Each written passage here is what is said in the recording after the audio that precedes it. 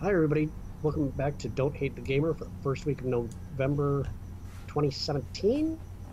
I know we haven't been here for a while. I'm still Mike. I'm still Tyler. All right. Yeah, it's been a while. Life's been busy. Tyler, with his work being for the out Activision, has been busy as could be. And he might be able to give us a unique standpoint on something a bit later in the episode. But start things off, Tyler, what have you been playing lately? Oh man, it's been a good few weeks. I've put a lot of time into South Park, a lot of time into Super Mario Odyssey, which I know we'll talk about in a little bit, Hmm? and then a little bit of time in Call of Duty World War II. So it's been a pretty solid few weeks. I'm well into South Park. Really Hmm. enjoyed it. Great. Just the right amount of depth, right amount of comedy. So that's been most of my time. Odyssey, I've put about 10, 15 hours in, and then COD, a few hours, but we can get into that a little bit more later. So, what about you? Well, I beat Divinity Original Sin 2. Nice. I was very satisfied with what the story did. Even it was one of those matters of the story went direction where it was like, I don't like what you're making me do, Hmm. but you didn't compromise the story to make me happy. Nice. Kill an ally that I really liked, but throughout his entire motivation, I had a feeling he was going to do it. Interesting. And his, his motivation and his ends were for a good. They just didn't align with mine in a major way.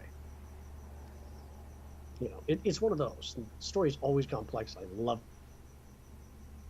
it. And also, of course, I've been playing a lot of Final Fantasy 15.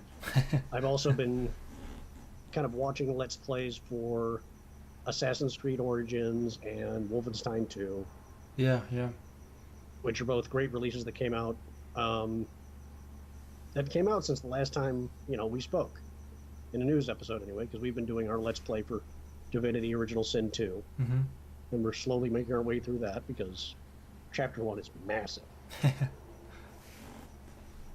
And of course, my schedule doesn't help things. So, Right, you know, right. especially You know, you, the Destiny to Call of Duty window has been mhm, kind of rough. So, right, right. yeah, that's my bad. And that's kind of a perfect segue into all the releases that have come out since the last time we talked. Yeah. So, well, first of all, let's talk about a couple of the ones we haven't played. But I like that you have. I feel like you've watched videos of the two games that I think neither one of us have actually played, which Right, is Assassin's Creed and Wolfenstein. Did you play right. the first? Well, I shouldn't say the first. The last Wolfenstein. No, I haven't played Wolfenstein. Return to Castle Wolfenstein, and it was a demo, and everybody was snazzed about how the flamethrower worked. Okay, that's how long I've been out of playing Wolfenstein. The last one I played extensively was Wolfenstein 3D, that my dad got on a bunch of flops. Oh man, good old days. See, enter, and it booted up. Yeah, this is one of those series that I sort of am sorry to say that I haven't played. Like I've Mhm. played, I think you and I we both have played a lot of old games. So Wolfenstein 3D, of course, I've played, but like Yeah, the new ones, for as much as I sort of want to play them, I always have something else going on. But from what I've seen of this one, it looks awesome. I think it's going to be one of those things where some weekend or some few weeks I sit down with the last one, this one, and just sort of knock them out together because right. they look pretty awesome. But it's just been a rough.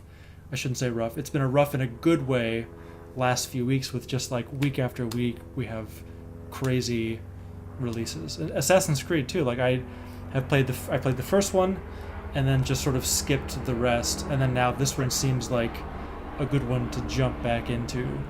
Well, Um, Assassin's Creed never really grabbed me personally mhm. because I am garbage at stealth games. You know, Yeah. I'm the one who just wants to go out there. Oh crap, I dropped stealth. give me. But in most of the Assassin's Creed titles, excuse me, in most of the Assassin's Creed titles, you cannot fix your problem because who you're playing at does barely knows how to defend themselves with a weapon. From what I've seen videos in Origins, that's not the case. The combat actually switches to something that's almost more akin to Dark Souls, where you feel powerful on your offense, and your defense is actually enough to really get you out of problems. You know, it's not over punishing you hard because you couldn't do this in a stealthy manner. Yeah. I just love the setting. Like the last few, I know Black Flag was supposed to be really cool. Yeah. It looked intriguing, but I was sort of Right. out of the Assassin's Creed sort of. I just really wasn't feeling it. But this one, I think setting wise looks amazing, and I think they've learned, like in a couple of years off, they've sort of learned how to tweak some things to make it a little bit more approachable. Is the vibe that I'm sort of getting with what I've seen. Yeah. From what I'm seeing as well, it looks like you could just very easily. You don't need experience. You don't need to know all the other previous titles. Or keyboard and mouse, and go. Mm-hmm. Yeah. And the setting is gorgeous. Yeah, In it looks amazing. Assassin's Creed Origins, the setting is ancient Egypt, and it looks absolutely amazing. Yeah. There's some things that can be a little weird at first. It's, just being off guard of how in sentences of what words they choose to replace with in a sentence. Mm-hmm. And it's just like, well, if you're going to do that, why not just have them speak in Egyptian and give me subtitles? Yeah. That I'd be fine with that, but there'd be a lot of people who wouldn't. Yeah, which is interesting. I feel like it would be really immersive to have if you just really couldn't understand a lot of what was being said. Right. I think that would make an interesting sort of layer to it. Right. But, who am I to say? Yeah. So, well, cool. And then I think the next few actually, like I've played, but I do want to mention real quick before I forget. It seems like this has been a long time coming, but Xbox One X comes out on Tuesday, which I have to say I originally sort of wasn't at all interested in. I mean, maybe in the long term, but there have been some videos in the last week or two sort of showing side to side how much it improves some things. And I gotta say, it looks pretty sweet. I mean, there's I think the biggest thing at this point is my TV is not 4K. So ultimately, the advancements that I would see would not be as, huge as if I had a nice TV. But man, I even watched one for Assassin's Creed that was like Xbox One, Xbox One X. It's pretty awesome. As somebody who doesn't have the most up-to-date computer anymore, it looks pretty gorgeous. So maybe at some point, I am a little bit of a sucker for having very pretty video games, even though I know that graphics don't make or break it, but pretty cool. I'm a little guilty of that. Yeah, especially if you've played on a brand new PC at any point in your life. I feel like you sort of see oh wow. I mean, so yeah. When you go over to somebody else's place who's got a better rig than you do, and they're running, oh my god! So this is what sustained 60 looks like. Yeah. Yes, exactly. Cool. So I do want to talk a little bit about, first of all, Mario Odyssey is as good as everyone says. Okay. It's just real quick, some stats here that I pulled. It's amazingly well selling. I mean, it's well reviewed, well selling. 1.1 million copies so far in the US. This was pulled, I think, a few days ago. I think I've heard it's 2 million globally, which is crazy. Right. Metacritic, which I sort of don't want to get too focused on. I think that maybe too much stock is put into Metacritic in general. But I fully agree there. But it is still impressive. 97 on Metacritic. Yeah. Is pretty awesome. It's a great game. I mean, it's I I don't know how Nintendo does it, where I feel like every sort of tentpole Mario is this sort of amazing experience, but it really is. I've beaten it. Like any Mario game, you sort of get to the end, you beat Bowser, but then if you unlock more stuff along the way, I think there's a few secret worlds that I haven't hit yet. Right. You beat it, then you complete it. Exactly. So I beat it a few days ago, but I am I'm pretty far from completing it. I think it takes in this game each world has moons as opposed to stars. Right. So right. I think I have about 170-ish moons, but I think it goes up to 830, and then it sort of maxes out at 999 because you can. What this game sort of does is once you beat it, you gain the ability to purchase moons at the stores. That in each world has like a store, and basically it's like if you sort of don't feel like unlocking all of the moons via the in-world tasks, you can spend your coins that you've earned to buy moons, because each sort of level of moon you unlock new costumes, new worlds, whatever. So it's just an option of like if you unlock 500 moons and then go, okay, I'm kind of done, let me cash in my 3,000 coins and buy a few more. You can do it that way. So a lot of end game, but it's awesome. I mean, it's ridiculously fun to play, and the fact that when I go home for Thanksgiving, when I go home for Christmas, I can take it on the go is it's pretty impressive. I mean, we just talked about graphics a little bit. The ability to sort of take something like that on the go, it really is amazing. Like on a big TV, you can sort of tell that the Switch isn't ridiculously powerful, but it's just the art style of Mario, and the fact that you can sort of take it with you it's amazing. So definitely recommend if you have a Switch out there. It's pretty awesome. Yeah, the Switch is kind of perfect during this season where you can take it on holiday trips with family, and when Uncle Dave starts in on his horribly racist drunken rant, just pull off the Switch. Just tune in and go, yeah, okay, yeah. Can somebody get that away from him? Okay. Well, that was always the worst part of being, like not having a gaming laptop or something, is that like when you go home, that's a week and a half where there's just sort of nothing to play. And now to distract yourself from from those points of visiting relatives, that you're reminded why you live in a different state. Well, it's like, I love my family, but man, after like the third or fourth day, it's like, okay, how do I distract myself? You're thinking about calling up the airline, switching your ticket date. So yes, fantastic game. The other game that I've been playing a lot of, which came out on Friday, just a few days ago, was Call of Duty World War II.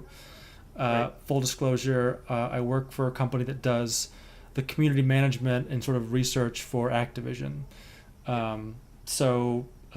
Yes, I knew that this game was going to be World War II before most people did. That being said, what I sort of actually, feel free to sort of take my words. I'm not going to try to hide codes in them, so don't. I'm not going to do that. But just know that I may not be able to talk about something, or also if I say something is really good, feel free to just sort of interpret that how you will. Rake him over the coals, everyone. That being said, I do think it's very good, and this is from someone who I played a lot of Call of Duty high school, Modern Warfare through like the next few Modern Warfare 2. I kind of got out of it after Black Ops 2, and then there was kind of a few after that. So I really had stepped away from the series for a while. Infinite Warfare, I enjoyed the campaign. I'm one of those guys that doesn't play a ton of multiplayer for Call of Duty anymore. So I knew this one was going to be, a return to form and what the fans, were looking for, hopefully. Um, and I have to say, I actually, this is the first time in a while where I've actually played more multiplayer for this one than the campaign. Wow. Which, that being said, the campaign is pretty awesome. Seeing sort of the D-Day landing in sort of this current gen, because I think that World War II sort of skipped the entire PS3, Xbox 360 generation. So seeing D-Day now is pretty impressive. I think the closest to World War II we got for those were Wolfenstein games. Yeah, no, you're totally right. Wolfenstein was sort of there. I think this is from what I know of Wolfenstein, though. This was probably a little bit more of the quote unquote, a realistic take on it. But I will say, I've only played the first 2 levels in the campaign, but like it's pretty awesome and it's pretty intense. What I have been playing though is this mode called War Mode, which is, I feel like, has been a lot of fun, where it's sort of like the D-Day landing, but it like you start off on the boat and then it's like reach the first bunker, and then if you successfully do that, then reach the comm tower. So it's sort of like a big sort of arena multiplayer, but it has objectives. Okay. Which is, I think, new to the series, but it's a lot of fun. I mean, I gotta tell you, like, I'm not huge into multiplayer shooters in general, but it's good, and it's been received pretty well. Good. So yeah, aside from some server issues this weekend, which it's sort of one of those things where it's like they should all I feel like they should know it's coming, but maybe there's a thing where like it's if an this Activision Call of Duty game. Yeah, you'd think that they would know. Everybody and their kid's sister is going to want to play this. And it's, but maybe, and it's sort of like Pokemon Go in a way too, where it's like maybe somebody back, at somewhere has figured out that like, well, it's going to be a rough first few days, but this is going to be sort of the most peak we're ever going to see.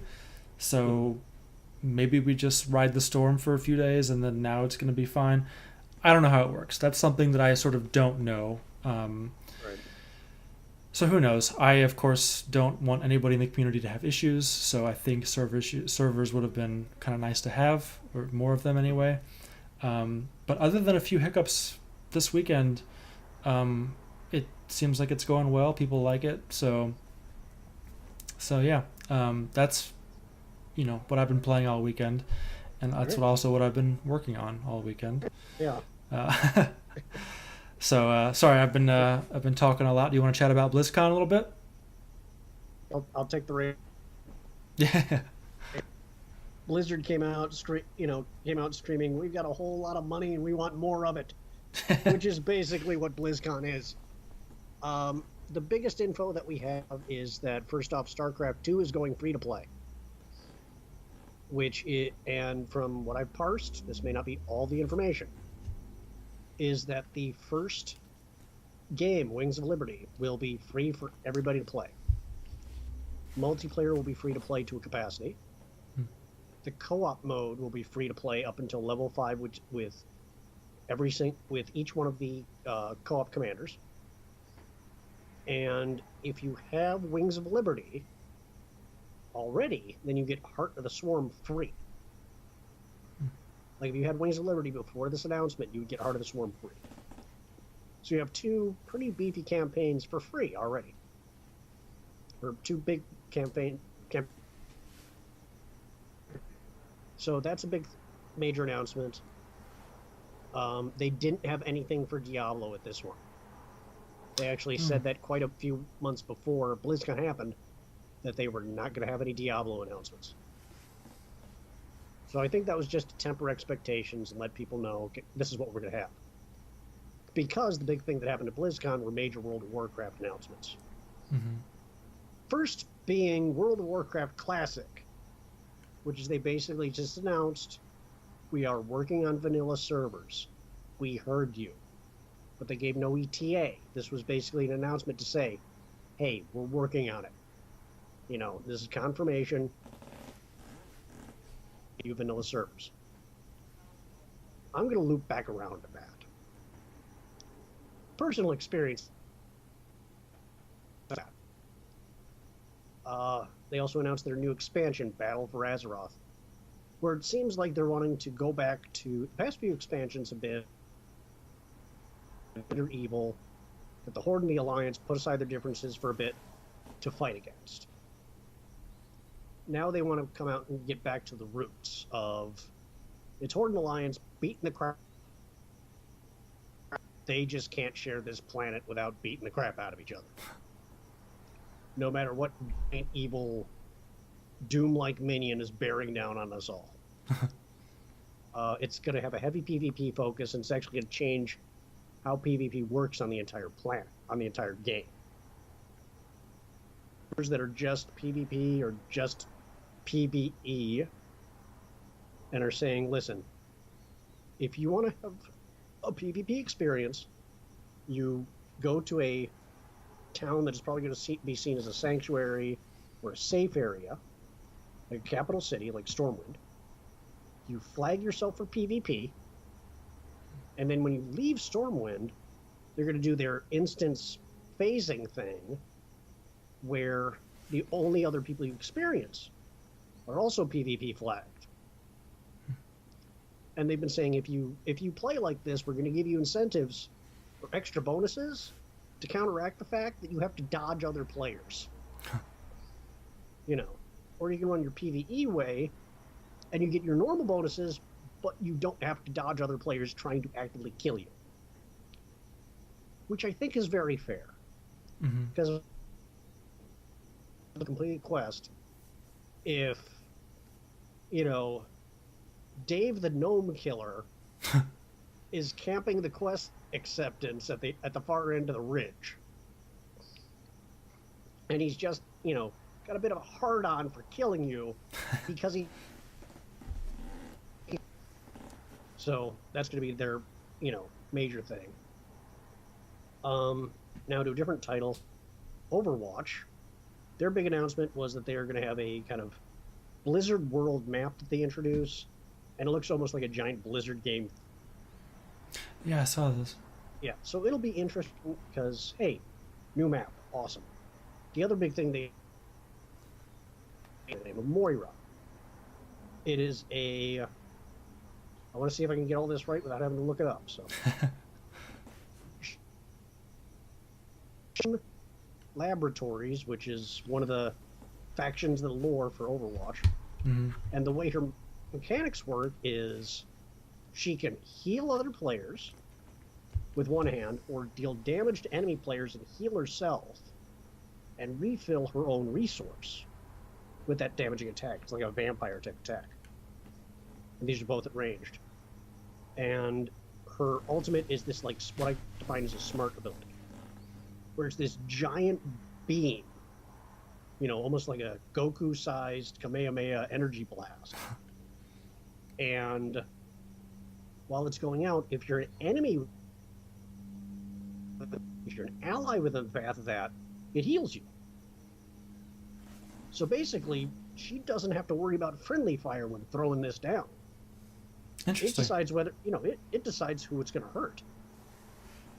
So that can really change things up. Cool. I don't play Overwatch because I'd be terrible at it. I played the open beta. I was terrible at it. You know, I played as Pharah, who was the Justice Reigns from Above woman, because with a rocket launcher, you don't have to aim that well. You just gotta kind of aim.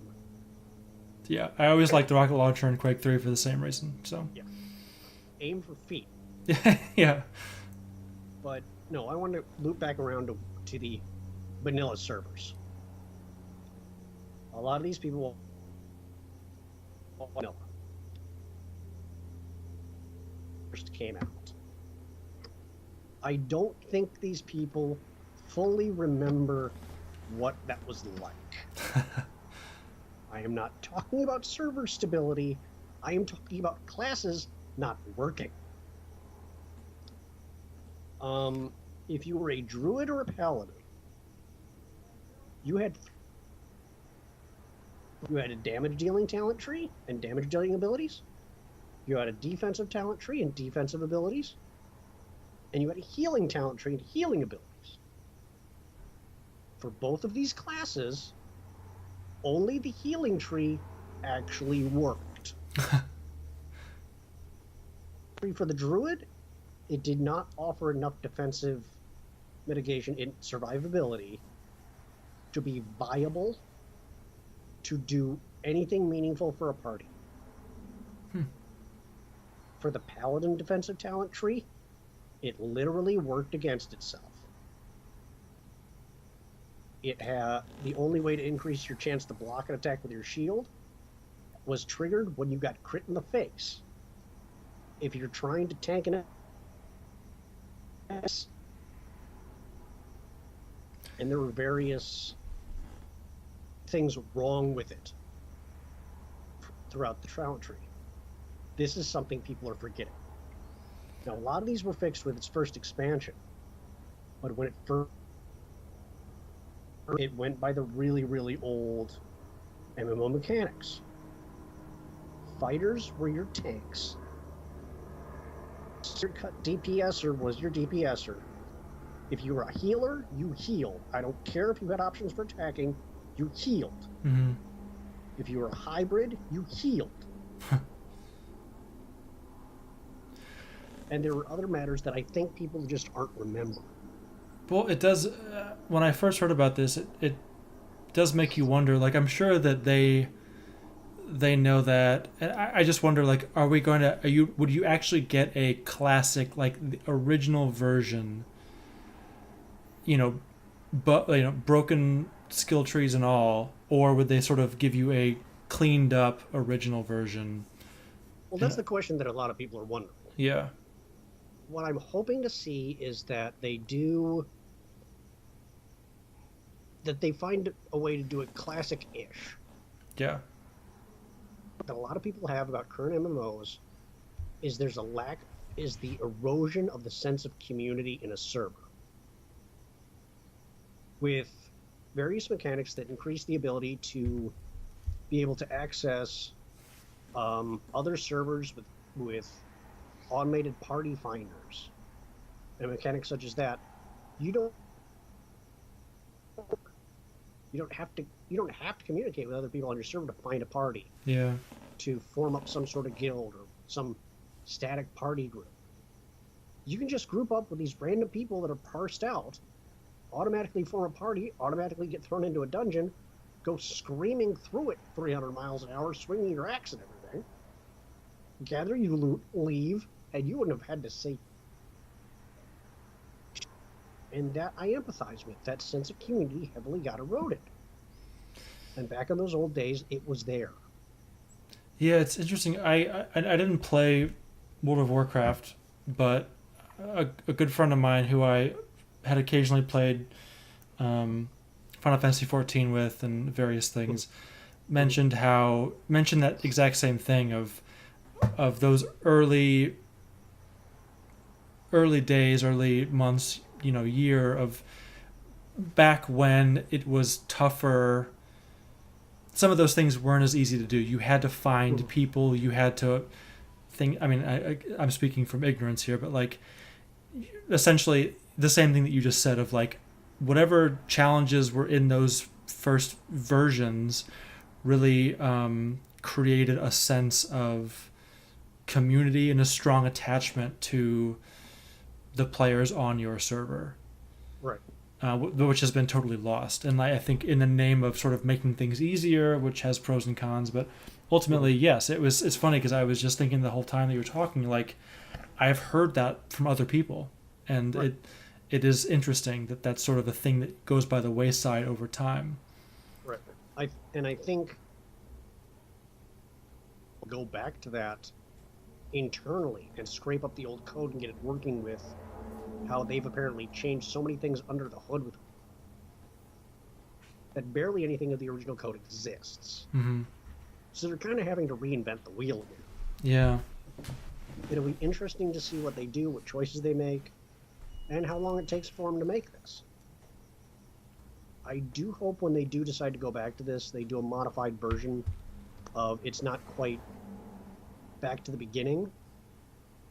Maybe it's the beginning with some class changes that were put in so that some classes just, I don't care if you rolled a paladin, put on that dress and heal. Yeah. It's stuff like that that I do hope they remedy. Yeah. Interesting. Cool. Well, I'm That's my, as someone who doesn't really even play it, I'm still very interested to see. that was a therapy session for me. No, that's great. I think that it's some of those old WoW stories are super interesting to me. Oh, I could tell you quite a few of them. Yeah, I'm sure. It's a sort of a fascinating community. So I'm curious to see what this eventually sort of looks like when After it we get comes done, out. I'll tell you about that friend of mine who killed an entire raid with his pinky.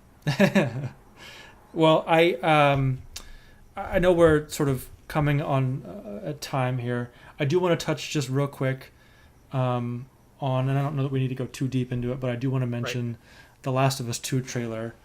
Yes, I just watched that before we went to record this. What'd you think? Oh my god.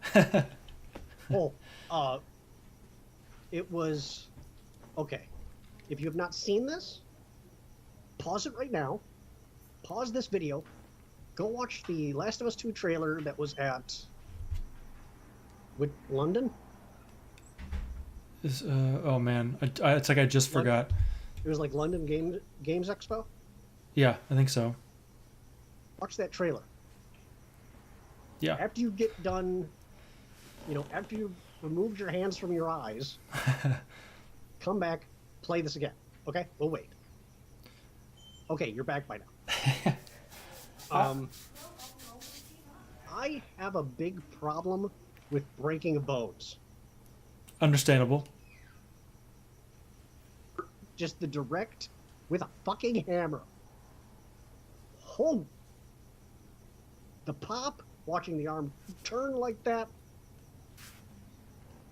Jesus. I can see why people were angry. The violence stands out. Yeah.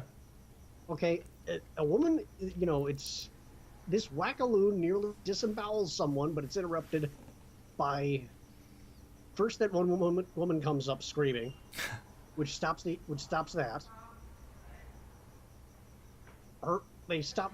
They don't break the other arm because that guy gets hit in the head by 2 arrows.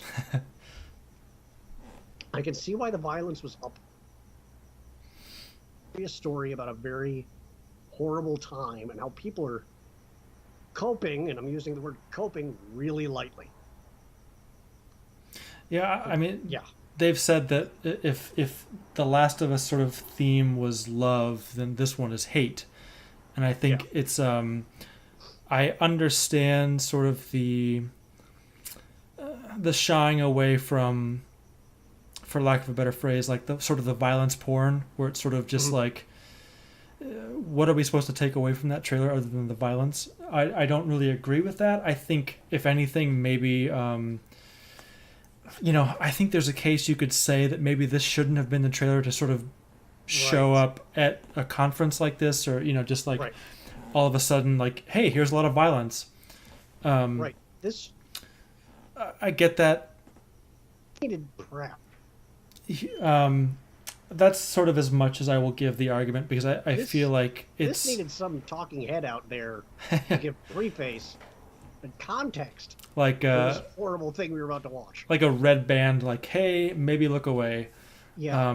So I get that. But I will say that I am super excited for this. I think that especially when you sort of look at some of the influences of The Last of Us, I think like The Road, just sort of brutal, bleak stories. I think Naughty Dog is just incredible. And if anybody can sort of pull off the gravity with this, it is absolutely them. And it's a rough watch, but I feel like it's going to be, it's the perfect tone piece to sort of say, like, hey, listen, if this didn't interest you at all, like, stay away from this game because it's going to be rough.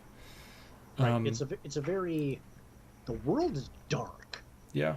If you thought it was bad with the snippets we shared with Last of Us 1. Oh God, no.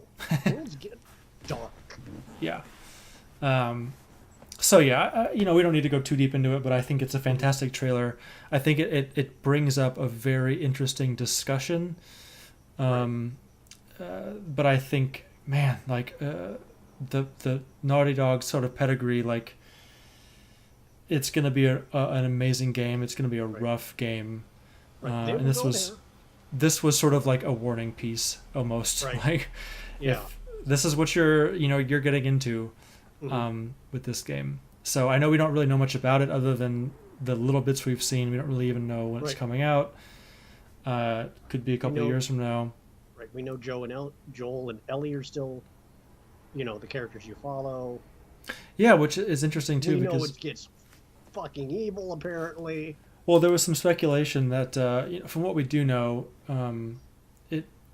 people are speculating that Joel is dead. The woman in this trailer was Ellie's mother. I don't think anybody really knows anything, but these are sort of context clues that people are sort of It's pulling stuff out they of want to be these. true. I don't know how someone could actually make the case that that's Ellie's mother. I think that people are reading into the knife up to the stomach. And there's also the interesting God, I don't know the something about Ellie's mother having basically, we know the voice actor.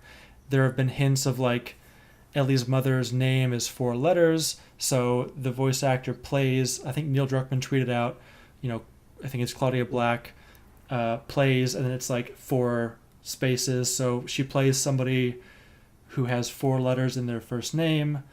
Just things like this that people are going for, looking to piece together like what this means. I don't know. I think they're trying to grasp really fair. Well, they could be correct. That's fair. fair. Be correct. And in the meantime, we can just enjoy these trailers. Cool. In the meantime, we can watch this Asian American woman get her arm compound fractured. Yeah, here we go. We could just watch this on loop for the next few months. Yes, just traumatize ourselves. Cool. Well, I know that we're sort of at time. Right. But anything else you want to talk about, Mike, or are we good for now? Not really. I had my cleansing moment with vanilla Warcraft. Yeah, and I'm looking forward next time. I probably won't touch Mario Odyssey until my flights, but I will be further into South Park and further into COD, so we can chat about that. Yeah, take note of where you're at before you get on the plane, and make a note of that, and then when you come back, say how far you got. Yeah. How much did you dodge your family? Yes, yeah. Like, Or oh God, or it could be how long were you taxiing on the tarmac? Chalked up 50 plus hours of Mario while I was on vacation. It's like, oh Jesus. Yes. Cool, awesome. Well, everybody, thanks for watching. My name is Tyler. And I'm Mike. And we'll see you next time. See you then. Bye, everybody. Bye.